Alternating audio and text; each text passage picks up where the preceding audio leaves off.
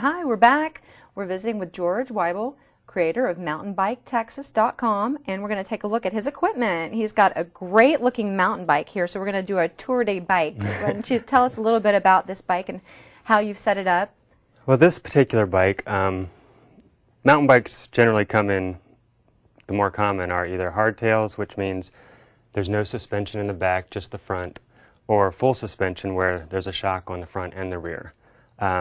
Depending on what kind of riding you do or where you ride, kind of determines what type of setup you want, if you want a hardtail or full suspension. I chose the full suspension because with the website, I'm going all over Texas, and that's one of the great things about Texas that a lot of people don't realize is that any kind of trail you can pretty much think of. We actually have mountains, where a lot of people think Texas, no mountains. We actually have mountains. We've got real smooth, winding single tracks, such as in East Texas. Up here in the Dallas-Fort Worth area, you've got a little bit of everything, rocky technical stuff, smooth stuff. But since I'm going all over the place, I went with the full suspension, so I've got that added shock. And does that really help the ride be smooth if you're, like you said, you're riding a whole lot and kind of save your bum for It does, especially when you're tails? riding in like the hill country, for example, where it's a lot of rocks and such. And several people can attest that have taken hardtail bikes to more technical and bumpy areas that with a full suspension bike, you don't feel it quite as much in the end, or even during for that matter. Literally. Okay, I'll have to check that out sometime too. I have a hard tail right now, so yeah, it looks good. I've got clipless pedals. These are Crank Brothers pedals. There's different types out there. These have a little bit of a platform. There's other ones out there that don't have the platform, it's just a clip part. And those are a little bit lighter. I like to have a little bit of platform, that way if I don't seem to get my foot completely clipped in, I can still pedal effectively. But being clipped in, although not necessary, makes things a lot easier, especially when it comes to mountain biking, because you can pedal, put your energy into not just pushing down, but pulling up. So. And you know, one of the things about that too, I right now have the old-fashioned cage, and the problem with the cage is sometimes if you don't get your foot back in right, and then you're going in a situation where that cage is upside down, you know, a lot of times that's where you end up getting it broken or it gets caught on something. So I can see that really for, you know, I need to really kind of step it up probably. Just go ahead and get the clipless. Surprisingly, it may feel a little awkward initially, but after a couple rides, it feels like second nature. You don't even think about it. I know in a previous show, one of your guests had showed clipping in and out, and it's just a matter of just rotating your foot a little bit, and you're free. Excellent. So, like I said, this one's got the rear shock. This particular shock, you can either have it where it's completely open, if you will, and then you can also adjust it so that it's a little more stiff. So if you are on smoother sections that don't need that suspension, you don't lose that energy from pedaling because it's not bobbing back and forth. Okay, so it's kind of, you can kind of set it almost like the shocks on a sports car or whatever those fancy ones. You can set the suspension for the kind of terrain. Exactly. That's very cool. Exactly. That's nice. Naturally, you want to have a water bottle. A lot of people, what they'll do is they'll carry a Camelback or something similar where they can carry 100 ounces of water or what have you, especially like today. It's supposed to be 106 today, I think is the high, and I'm going riding after this, as a matter of fact. So this thing's pretty full. I can feel that. But a lot of times what you'll do is you'll have the water in there and then have like some sort of energy drink or something in your water bottle.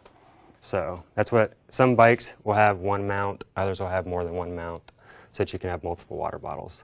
Okay, good. That's a good idea about, you know, especially if you're going to be out for a long time, making sure you have something that's going to give you a little energy. Exactly, exactly. Then up front, of course, almost every mountain bike these days has a front shock, even the ones you find at Walmart, which I don't encourage. But this particular shock is adjustable. Right now it's at its shortest, but it can extend out. So if I'm going downhill, for example, and I want more travel with the shock, then I can let it out.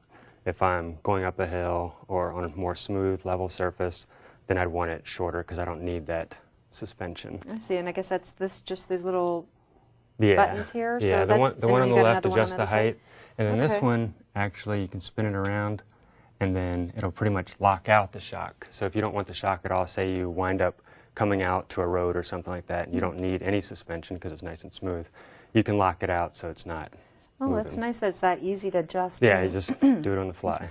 Okay. That's about... Of course, the tires are another big difference between mountain bikes and road bikes. Exactly. They've got the knobs. Some tires are a lot wider than this. And then depending on where you're riding and the type of riding you're doing kind of determines what type of tires you may want to use. And there's all kinds of different tires out there. Okay. All right. Let's see what else. Now, these are interesting grips here. You've got this flat grip. That looks like it could be really comfortable. I haven't seen or used one of these. How does this? Those are actually those are made by Ergon, and ironically enough, they're ergonomic grips. A lot of people, when they ride for a while, they may get like pain in their palm. It also helps with carpal tunnel if you have carpal tunnel or trying not to get carpal tunnel, Right. because instead of having your wrists kind of bent back, you're more natural. Definitely. Well, and I know I try to keep my wrist, especially you get all this vibration Right. and stuff, on when you're really riding some rough terrain, and after a while you almost can kind of have a hard time with the sensation, almost feel like a little little numb or something, and that seems like that looks like fun. I'd like to try one of those. And how about braking and shifting? Let's see. I see you've got your disc brakes, which I just think those are so cool. I've got my bike's not quite so high tech. I got the old fashioned just pads. Yeah, so I love the disc brakes. V-brakes. The disc brakes just are a little more efficient, a little more stopping power. So most of your higher end bikes and even your mid-range bikes will more than likely come with disc brakes. You can get different sized discs, kind of like on a motorcycle. Like, you see the front one is a little bit bigger than this back one because that's where most of your stopping power is. So you want a little more ability to stop. Naturally, being careful not to go end over end. Sure, you don't want to put all your right, you don't want to put up front, especially going downhill. Definitely, yeah. You're already like this, you got to make sure you have Exactly. a lot in the back too, right? Special positioning on your bike. Keep your butt way over the back if you're going Precisely. something real steep. Yeah, There you go. definitely. Okay, let's see what else. Do you have oh, it looks like you've got a computer. I've got a GPS, Okay, okay. mainly because of the website. That way I can show the routes and everything. A lot of people will have either just an ordinary cycling computer where it just tracks how far you've gone and things of that nature. This one allows you to actually plot it on the map. Very cool. Because So it's it- an actual GPS. And you can, and so I don't know a whole lot about GPSs, but so I guess the idea is it kind of can memorize your track, or Yeah, do you have to put the points as you go? No, or it's does it do it all? constantly doing cool. points like every couple seconds. That's nice, and it's also really nice to have something like, just because if you're getting on a trail that's new and you don't really have a very good map, and sometimes you get out there and it gets turned around and you're like, okay, and then like you said, these rabbit trails will go off, or maybe Right. somebody started a part of a trail that's really not. Exactly. Yeah, you could get kind of. And don't wanna like get lost. this one in particular, it's actually got a function that'll take you back to the start.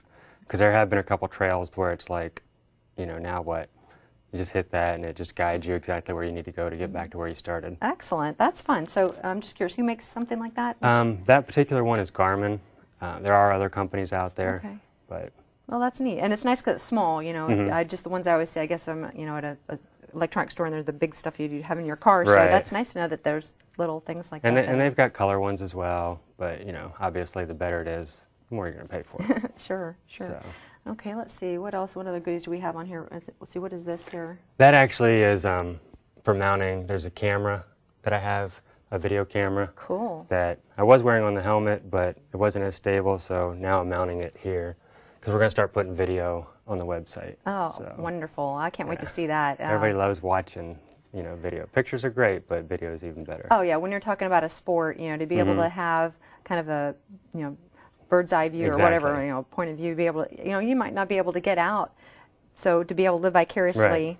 Or you through may not someone want else. to drive so far, but seeing how the trail actually looks. You That's a might say, good "Hey, point too, to be able to kind of be able to see what the trail looks like and to decide, well, just reading about it sometimes doesn't give you a Doesn't, really good right. idea of what it's really like. Exactly. So that is really cool, and that's one thing I really enjoyed about just going to the different, the different trails, is even in a small area, how different each trail really is. Yeah, like even just in this area. Yeah, like I said, the Dallas-Fort Worth area is probably one of the best places to live if you like to ride more than one trail. It's got the biggest concentration, and it's got everything from rocky technical stuff such as Salavaca Ranch and Glen Rose or North Shore Trail.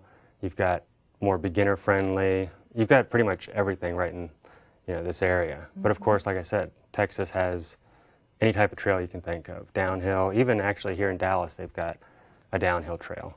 Nice. So